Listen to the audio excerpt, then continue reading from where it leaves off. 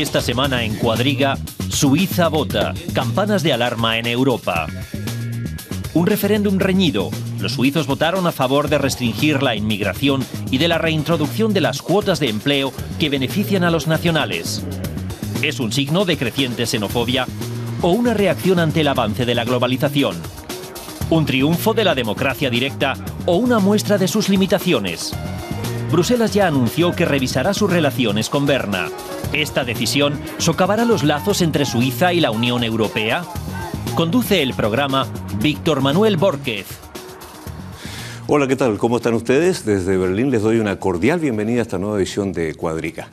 Tal como vimos en el video de introducción, los suizos decidieron limitar la cantidad de extranjeros europeos que llegan a su mercado laboral. Y esto ha provocado una fractura en la relación entre la Unión Europea y Suiza. Para hablar sobre este tema, paso de inmediato a presentar a nuestros invitados. Juan Carlos Barrena, periodista español, ha sido corresponsal de la agencia EFE en Bonn, Viena y Berlín. Hasta hace unos meses era el redactor jefe de esa agencia española de prensa en Berlín para Europa y Escandinavia. Especializado en temas internacionales, en la actualidad es corresponsal del grupo de comunicación español Vocento. Laura Lucchini estudió Ciencia de la Comunicación en Milán y Madrid y tiene un máster en Periodismo de la Universidad Torquato Di Tella de Buenos Aires. Ahora escribe desde Berlín para el periódico italiano L'Inchiesta y para el diario argentino La Nación. Y Martina Sabra, periodista y evaluadora de proyectos de desarrollo sociopolítico, con más de 20 años de experiencia en Medio Oriente y en el norte de África. Ha cursado estudios islámicos y de filología hispánica y árabe en las universidades de Alemania, España y Siria. Especializada en temas de igualdad de género, la migración, la diversidad cultural y los derechos humanos, entre otros. La imagen de Suiza en América Latina está vinculada a los bancos, a los relojes, a las vacas, a los quesos y donde todo funciona a la perfección. Pero se desconoce cómo funciona la democracia directa y el alcance de las decisiones de la voluntad popular. Martina, ¿cómo se explica esto? ¿Cuál es la clave para entender esta situación que ha provocado malestar en los vecinos comunitarios? ¿Cuál es el motivo? Bueno, primero hay que ver qué ha pasado. Primero, esto no es una decisión del gobierno suizo, sino de la mayoría de una gran parte del pueblo suizo, pero no del gobierno. Y segundo, la mitad de los votantes ha votado en contra, o sea que hay una polarización. Por lo visto, hay una división muy clara porque los que han votado en favor han sido la mitad, un poquito más del 50%. ¿Cómo se explica? Yo pienso que no es fácil explicar esto. Hay una serie de explicaciones y una explicación es la presencia de fuerzas políticas en Suiza que son de derechas, que son muy populistas, que por lo visto tienen una cierta influencia y que son temas que son importantes y sensibles pues, en Suiza, eso está claro. Pero también hay que decir que si los alemanes tuvieran el mismo sistema político, un sistema político que permite este voto popular, el referéndum, pues quizás hubiéramos salido con los mismos resultados. Bueno, o sea que tampoco me extraña tanto porque yo veo que en toda Europa hay una tendencia a políticas de identidad, de un regreso a lo que la gente llama nuestra identidad, nuestros valores. Y esto tiene algo que ver con la crisis económica, con la liberalización de los mercados, de la falta de protección de los trabajadores y todo esto. Martina, tú has hecho casi un resumen tan extenso que ya nos has dejado sin argumento. No, estamos al comienzo, pero es bueno, digamos, que hayas planteado todo eso. Ahora, este referendo es un referéndum vinculante, ¿eh? Pero a mí me gustaría saber de parte tuya cómo ves tú todo esto para entenderlo, porque en América Latina esto es como chino, por así decirlo, y ¿cuáles son, a tu juicio, los motivos, digamos, de este voto vinculante, digamos, de una mayoría muy estrecha, un margen muy estrecho? En Suiza tienen una democracia directa muy desarrollada y muy fuerte y vincula cada decisión que sale de un referéndum tiene que ser implementada en un plazo de 3 años. Eso quiere decir que el voto de este fin de semana se va a tener que implementar y los suizos son muy precisos y lo van a hacer, o sea, va a tener consecuencias prácticas. ¿Cómo se explica? Digamos que yo aprecio mucho la democracia directa suiza, creo que es un modelo para copiar, para exportar también. Lo que pasa es que en ese caso se le pidió a una mayoría de personas que se expresara acerca de una minoría. Y es muy fácil caer en argumentos populistas en una situación parecida. Lo que decía Martina, si planteas la misma pregunta en muchos países europeos en ese momento, la mayoría dirían, imagínate en Italia con el problema de la inmigración en el mar Mediterráneo, imagínate en España con problemas parecidos. Es posible que con argumentos populistas y con movimientos populistas también saliera un resultado parecido. Entonces yo primero me planteo si se puede hacer un referéndum donde una mayoría decide sobre una minoría.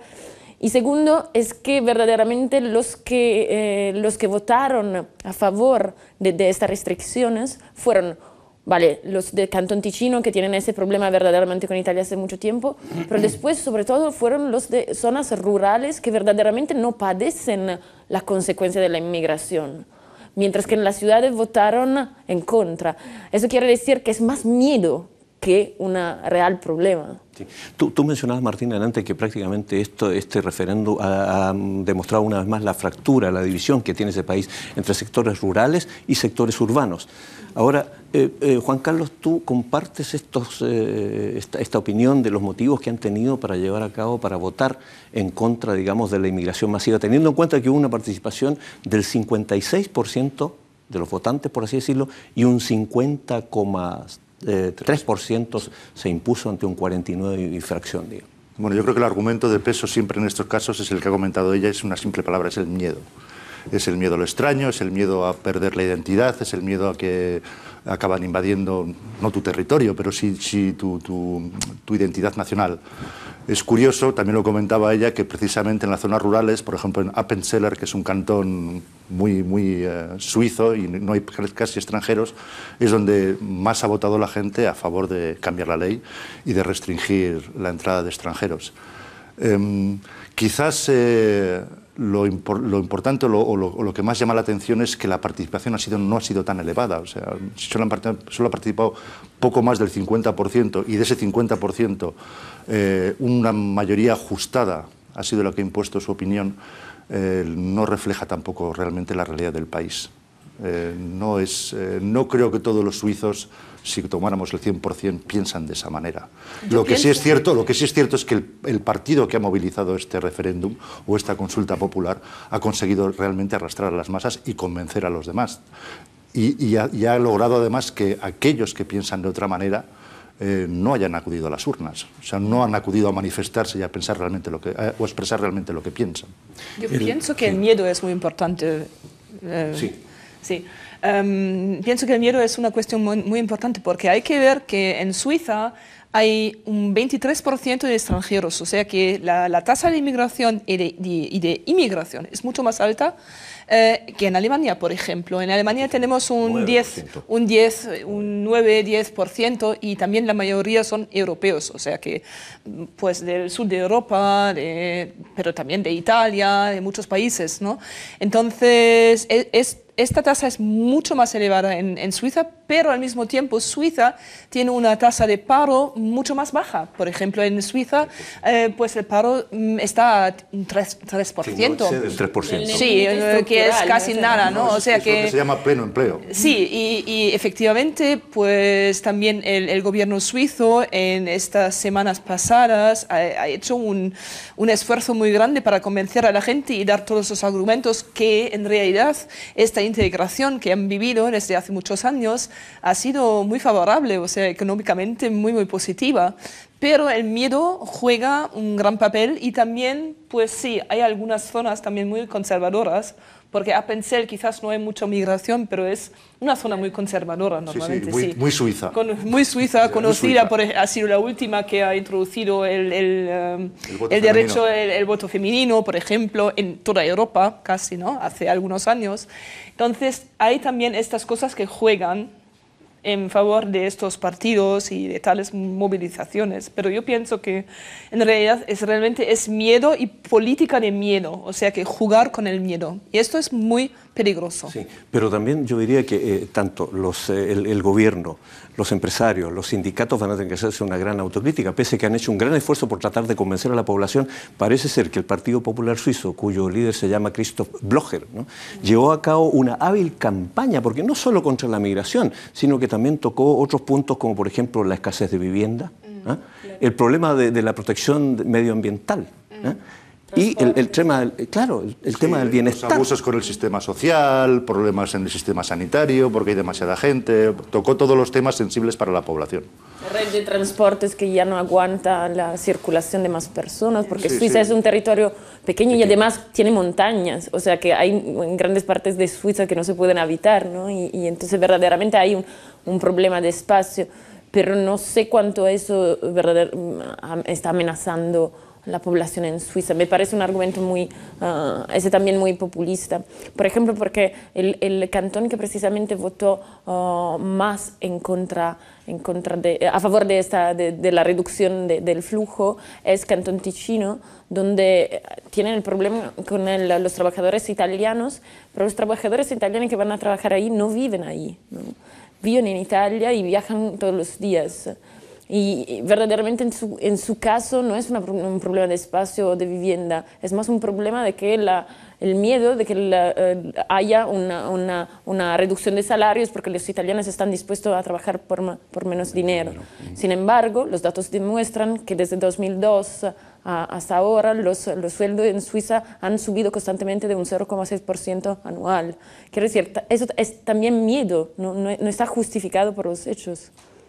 Bueno, tampoco está justificado el hecho de que, bueno, Suiza es un país de 8 millones de habitantes.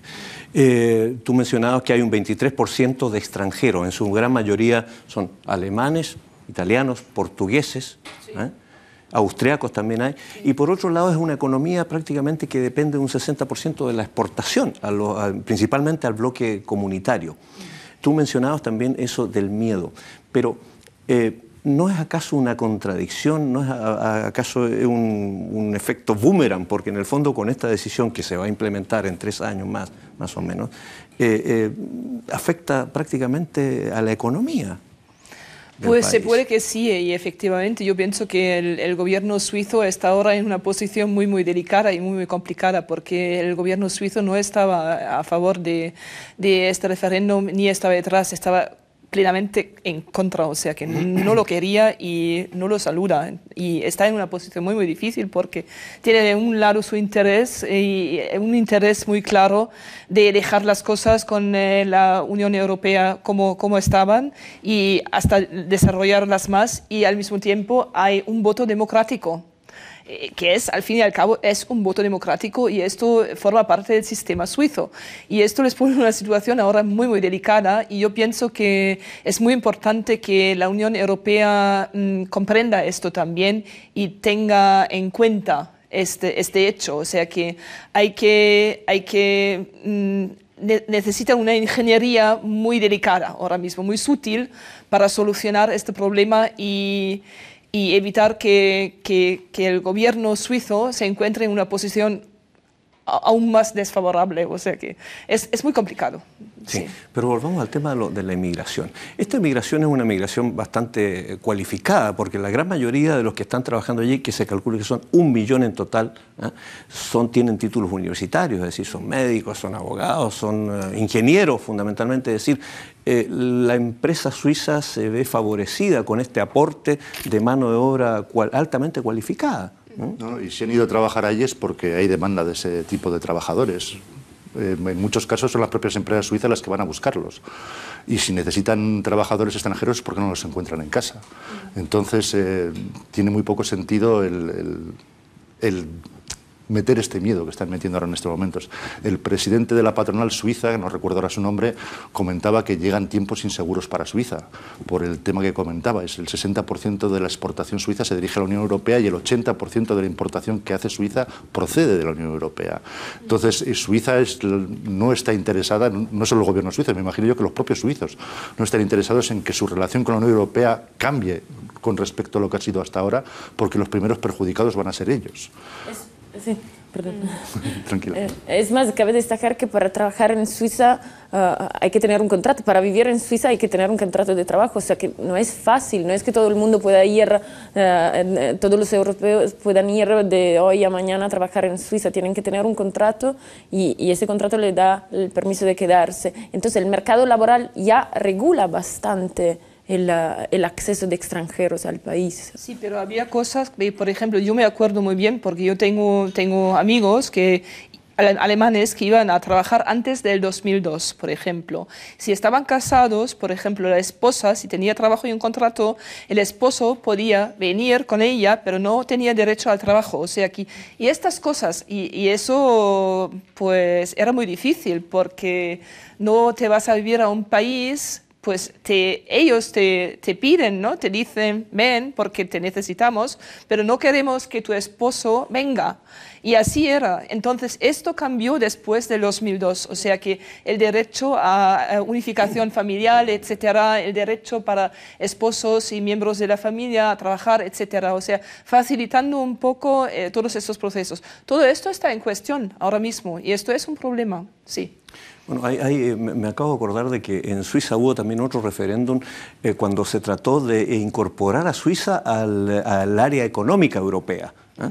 Y los suizos votaron en contra. Y después prácticamente tuvo que esperar casi 20 años, hasta el 2002, cuando se llevaron a cabo negociaciones, cambió la situación y recién allí se integraron, digamos, los suizos al sistema económico europeo y además firmaron el acuerdo Schengen que tiene que ver con la libre circulación de personas, de capital, de mercancías y de servicios, digamos. O sea, de todo esto se ha beneficiado, tal como venimos conversando, la economía suiza, que en estos últimos años prácticamente ha crecido, está en una situación sí, de muy buena salud, tiene su economía, sí, por así decirlo, ¿no? Sí. Sí, Sí, sí. claro. Pero es un país que había una caricatura estos días en uno de los periódicos que reflejaba qué es lo que sucede allí y se veía a la Unión Europea completamente amurallada como un recinto cerrado y dentro de la Unión Europea había una pequeña isla que también se amurallaba a sí mismo, que era Suiza, ¿no? Es un reflejo quizás de lo que está pasando. Lo que está pasando en Suiza también es quizás un poco el reflejo de lo que puede pasar en toda Europa, en el sentido de que ellos se quieren cerrar en sí mismos y nosotros nos queremos cerrar en nosotros mismos, ¿no?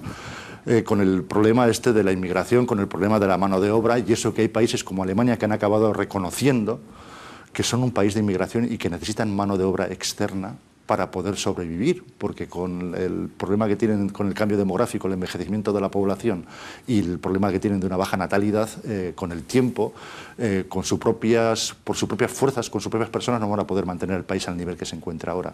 Y esto es algo que también puede suceder en Suiza, porque el mismo problema de natalidad y el mismo problema de envejecimiento lo tienen allí. Sí, no, es muy cierto. Nuestro equipo ha preparado un video sobre las reacciones que han habido aquí en Alemania y el impacto político y económico. Son reacciones y declaraciones de ministros de Estado.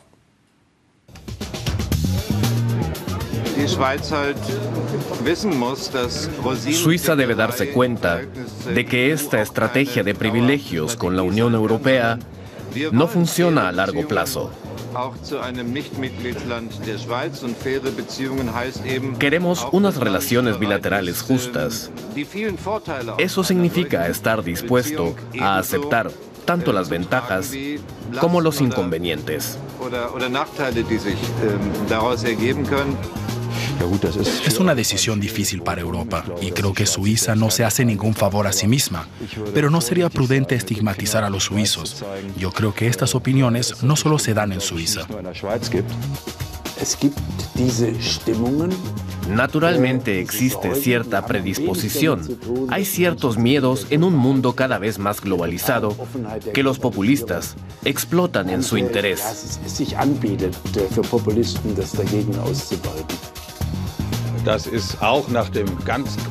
La gran mayoría de los alemanes no cree que la inmigración en Alemania sea un problema.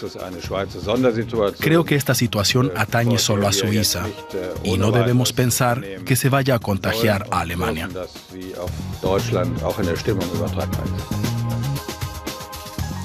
Nosotros acabamos de recibir una información de una encuesta por encargo de la Deutsche Welle, según la cual el 48% de los alemanes, es decir, estamos hablando aquí de Alemania, está a favor de limitar la inmigración masiva de extranjeros a este país. Y un 46% está en contra. Es decir, que están...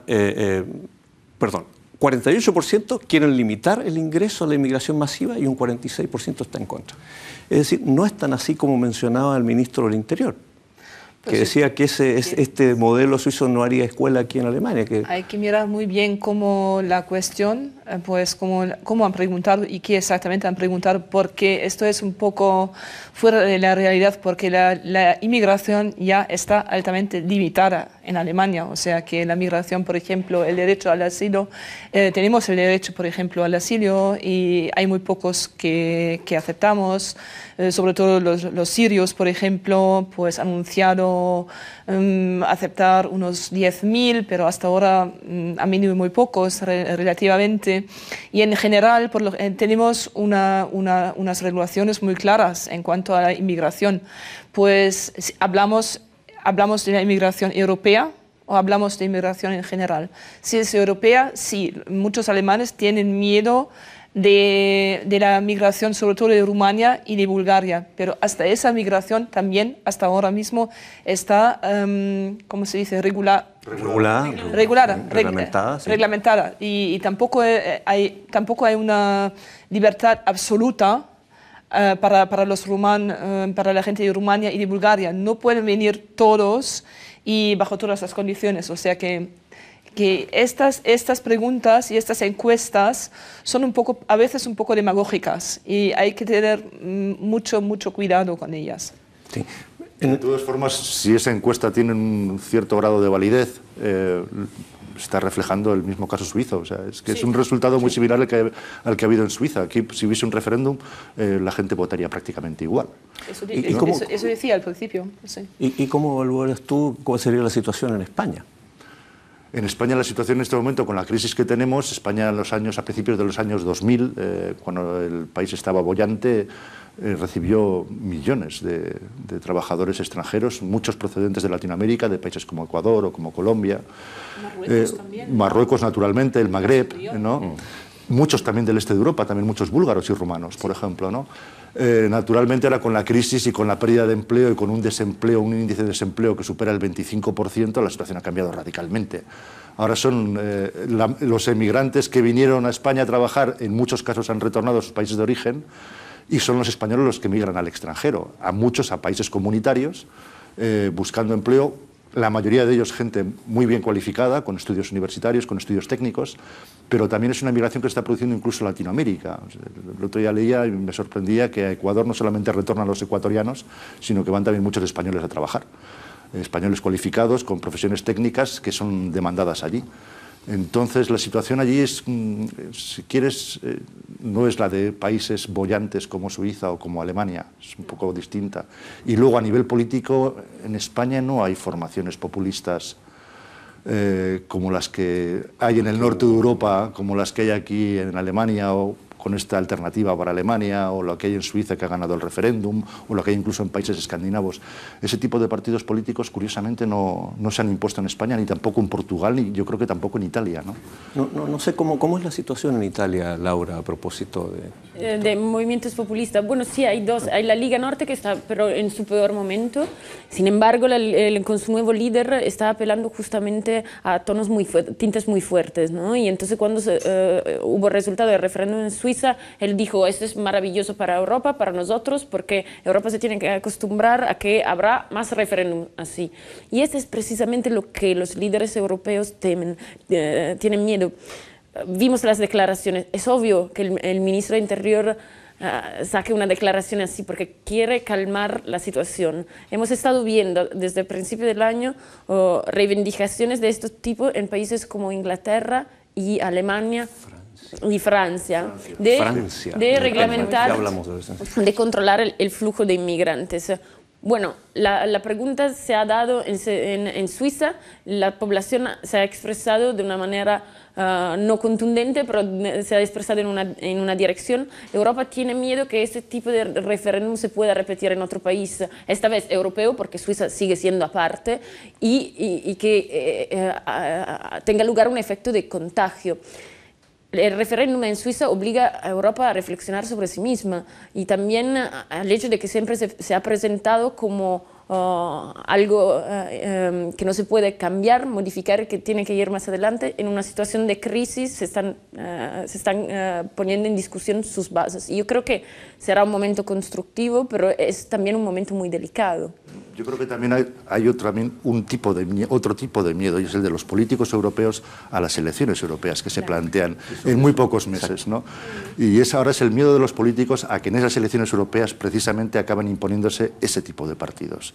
Ese tipo de partidos que son euroescépticos, que en muchos casos quieren recuperar su moneda antigua, que reclaman la muerte del euro, que reclaman naturalmente limitar la inmigración de alguna manera, que dicen primero nosotros los nacionales, yo qué sé, primero Francia o primero Alemania o primero Italia o primero lo que sea y después los demás, ¿no?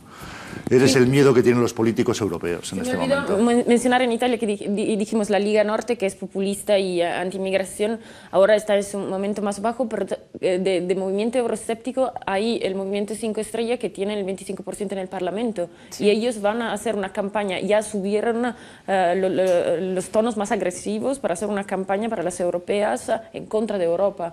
O sea que en Italia se está dando bastante fuerte eso del movimiento, el sentimiento antieuropeísta, y hay que escucharlo. Tú mencionabas el efecto contagio, por así decirlo, el efecto dominó que puede tener esta onda populista en Europa. También mencionabas las elecciones, que están prácticamente un par de meses, y que se ha notado, por ejemplo, en el caso de Francia, con el Frente Nacional de Marine Le Pen, un alza en la intención de voto, y es un partido, digamos, que está contra la inmigración, contra la multiculturalidad, contra todo esto, por lo cual, digamos, una sociedad es mucho más variopinta, por así decirlo. Sí, es un partido que según las encuestas podría incluso ser el partido más votado en las europeas, por delante de otros partidos tradicionales como los socialistas o los conservadores, ¿no?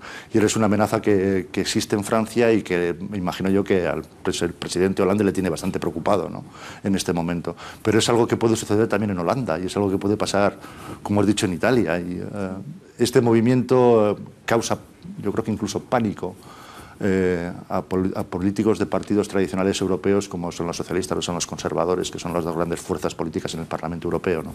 Yo pienso que de una parte es un problema global, porque en todo el mundo, hasta también yo conozco muy bien el mundo islámico, todo hoy es identidad. O sea que nosotros, ellos, nosotros, vosotros, identidad, religión, valores, etc. Y esto pues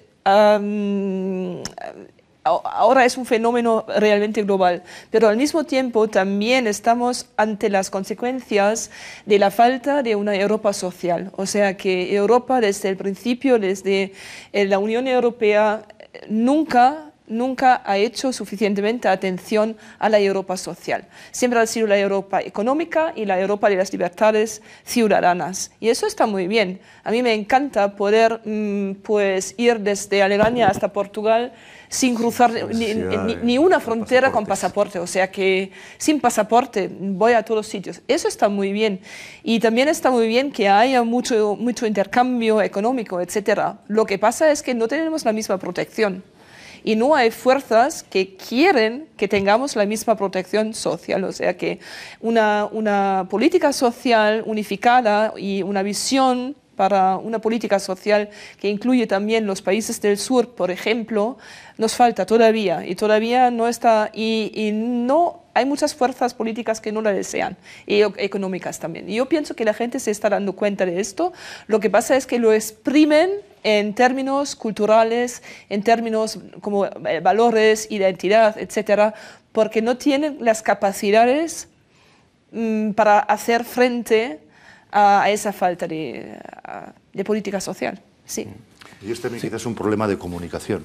El problema de la Unión Europea, de Bruselas, es que no han sabido venderse. O sea, no han sabido venderse a su propio pueblo. Somos 400 millones, casi 500 millones de ciudadanos en la Unión Europea y la Unión Europea no ha sabido convencer a la gente de las ventajas que tiene la Unión Europea, de lo favorable que es para todos la Unión Europea, ¿no? Que es lo que debería haber hecho desde hace mucho tiempo, pero no son consecuentes con ello. Y yo creo que más que actuar, reaccionan a lo que sucede, ¿no? Sí. Y así tampoco se resuelven las cosas correctamente. Y estamos al mismo tiempo con estos problemas de falta de política social y de visiones sociales y económicas y justas, y la globalización al mismo tiempo. O sea que son varios problemas al mismo tiempo, varios factores que están vinculados. Unos a otros, sí. Sí, y esto... Pero es efectivo de que la gran mayoría de la gente ve a la Unión Europea como un ente muy lejano, porque las instituciones prácticamente a veces están fuera de la realidad y la gente lo percibe como algo ajeno a ellos, que no se vincula a su vida cotidiana. Lo vamos a ver en las elecciones europeas. La participación va a ser más baja que cualquier elecciones nacionales. La gente en las elecciones europeas no va a votar en masa como puede suceder cuando son las elecciones en tu país, para tu ayuntamiento, para tu región. No hay el interés que existe por tus propias elecciones nacionales, por ejemplo. Sí, pero yo pienso que tienes razón en cuanto a ese miedo, porque hay que ver que, por ejemplo, Suiza siempre hacía, ¿cómo se dice?, acuerdos bilaterales. Ha hecho un montón de acuerdos bilaterales y muchos con Alemania también. Sí. O sea que sí, quieren aprovecharse de lo bueno, pero sin renunciar a su soberanía. Y esto también es un punto. Con Inglaterra pasa un poco igual, o sea que y varios países pues están siguiendo un poco sí, en mayor o menor medida, sí. Acerca de las elecciones europeas, yo estoy convencida que podríamos tener una sorpresa negativa. Bueno, negativa desde mi punto de vista, pero para algunos positiva, porque los euroescépticos están haciendo campaña electoral. O sea, hay una idea euroescéptica, una estrategia muy clara, pero no hay una respuesta. O sea, los europeístas, ¿qué campaña electoral están haciendo? ¿Qué argumentos están presentando? No hay. Entonces, es muy probable que los euroescépticos vayan a votar y, como tú dices, los europeístas simplemente no vayan. Es un problema de comunicación, es un problema de convencer, es un problema de fomentarse, de decir, claro, estas son las ventajas de la Unión Europea y estas son las ventajas de que estemos todos juntos, ¿no? Es lo que no hacen.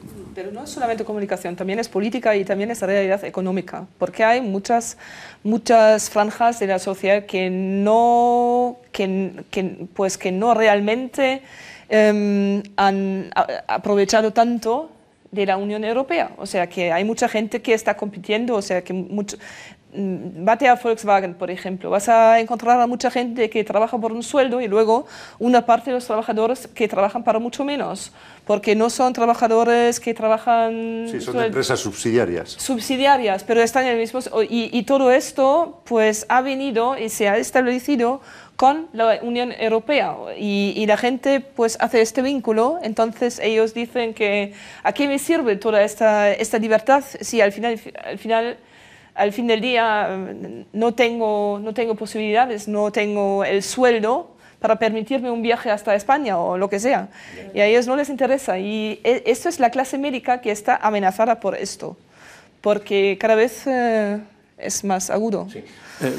Tú mencionabas algo que es importante, que prácticamente los euroescépticos y los populistas ya están haciendo campaña y campaña en contra de Europa, en contra del euro, en contra de Europa, en contra de la inmigración, en contra de todo esto de la multiculturalidad. Pero, por ejemplo, ¿y qué pasa con el resto? Tú eres europeo, tú también, y vives aquí en Alemania. ¿Ustedes tienen derecho, por ejemplo, a participar en elecciones municipales o elecciones regionales? ¿Cómo es eso? Participar aquí en las elecciones como español, por ejemplo, que reside en Alemania y está aquí dado de alta.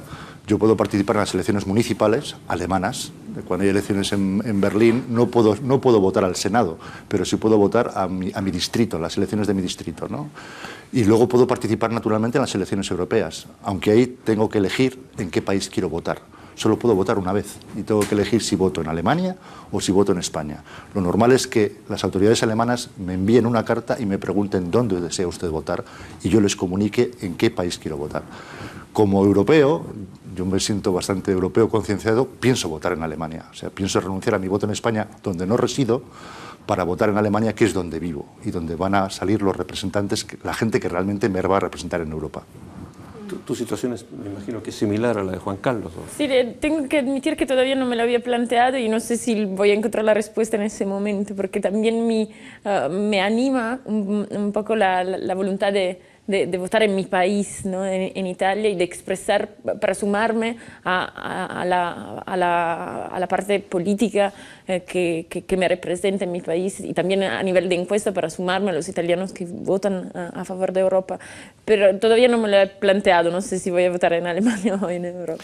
Hago una pregunta aquí a la ronda. En general, ¿cómo creen ustedes que deberían enfrentar las fuerzas pro-europeístas, digamos, estas próximas campañas para evitar un colapso, por así decirlo, de esta idea de Europa?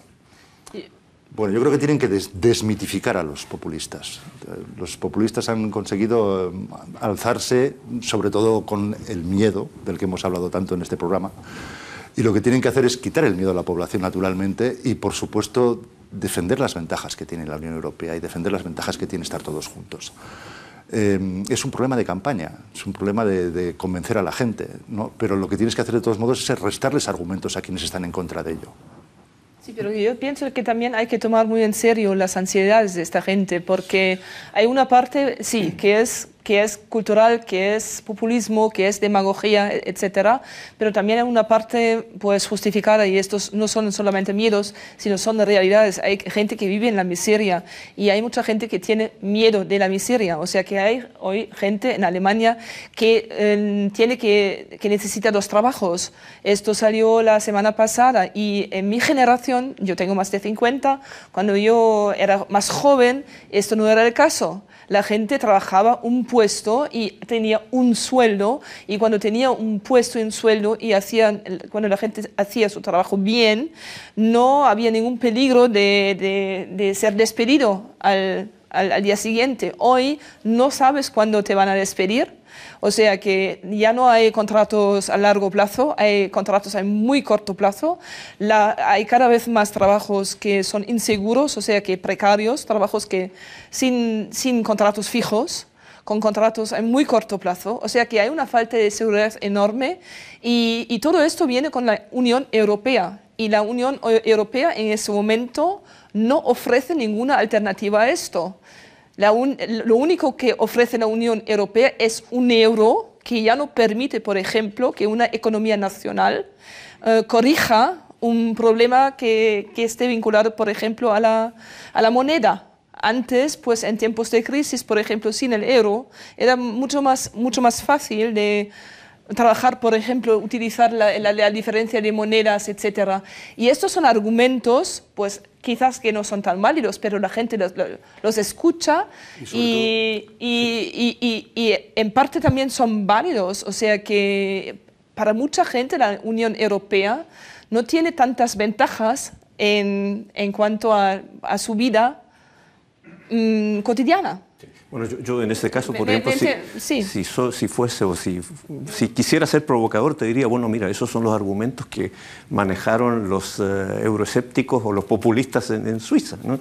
Pues, pero son verdaderos. Hay una parte de esos argumentos que son realidad. O sea, que no es solamente una cuestión de comunicación, y no es todo la culpa de la Unión Europea. Hay también pues una debilitación, se dice, pues los estados... Sí, debilitamiento. Un debilitamiento. El Estado Nacional pues cada vez es mucho menos presente, tiene menos fuerza, tiene menos posibilidades, tiene menos soberanía, y esto también crea problemas porque no hay nada que viene pues para...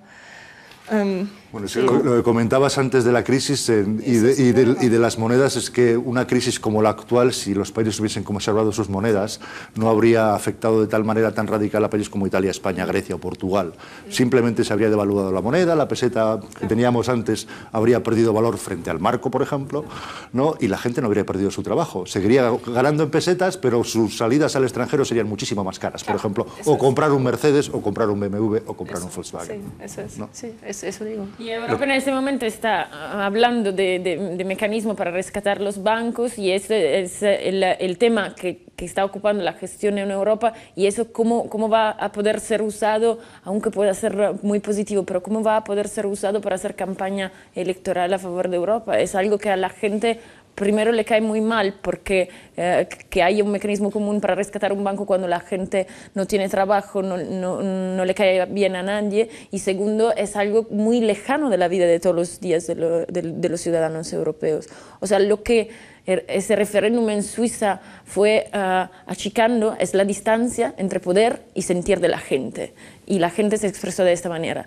En Europa posiblemente hay ese despegue, esta distancia entre la gestión y lo que siente la gente. Y la gente en ese momento yo creo que se siente muy poco representada por las instituciones europeas. No solamente muy poco representada, se siente bastante abandonada por las instituciones europeas. Y sobre todo en los países en los que se encuentran en crisis. Se sienten muy abandonados porque ven que el desempleo aumenta, porque ven que no llega para comer. Hay muchas familias en España que han perdido su hogar porque no han podido seguir pagando la hipoteca, y hay muchas familias en España que están viviendo de la pensión del abuelo porque el resto de la familia no trabaja. En Alemania y no también tiene trabajo. Sí, eso es cierto. No. Y ese abandono se convierte en rabia, porque todavía no ha explotado una protesta fuerte, pero hay un potencial de protesta en Europa y de conflicto social muy alto en ese momento. Eso es. Y eso Europa lo tiene que tomar muy en serio. Bueno, entonces ya estamos llegando prácticamente al fin de nuestro programa y parece ser que la democracia directa podría ser, tal como tú planteabas, un modelo para Europa a la hora de tomar en cuenta las preocupaciones y todo lo demás. ¿Hay alguna otra cosa que quisieran agregar antes de que terminemos nuestro programa? No, yo la verdad es que estoy muy expectante ante lo que puedan plantear estas elecciones que se nos avecinan, creo que son en mayo, si no me equivoco, y en las que pueden deparar muchas sorpresas, ¿no? Lo que sí es cierto, y se ha visto también un poco el reflejo de las declaraciones de los políticos que hemos visto hace un rato, es que hay mucha preocupación entre los políticos europeos por lo que pueda pasar, por lo que pueda suceder, y porque este populismo que tenemos en el continente acabe dominando realmente la escena política. Está bien. Bueno, muchas gracias. Agradezco vuestra participación y sus aportes a la discusión. En el caso de la Unión Europea y Suiza tienen 3 años de plazo para encontrar una solución más allá de los reproches mutuos. A nuestros seguidores en América Latina y a los latinos de Estados Unidos les agradezco vuestra presencia en la pantalla y recuerden que pueden enviar sus comentarios y sugerencias a nuestro correo electrónico cuadriga@dw.de. Hasta pronto. Pásenlo bien.